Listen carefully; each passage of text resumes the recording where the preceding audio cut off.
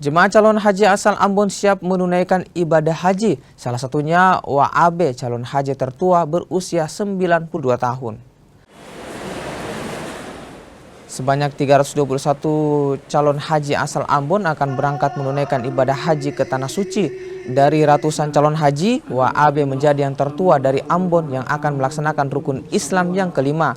WAB mendaftar haji sejak tahun 2020 silam.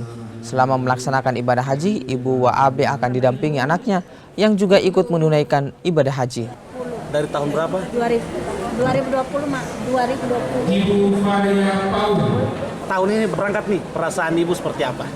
Sana. Setelah tunggu lama ini. Sana. Kepala Kantor Kementerian Agama Kota Ambon bilang WAB sudah melalui pemeriksaan kesehatan dan kondisinya dapat melaksanakan ibadah haji tahun ini.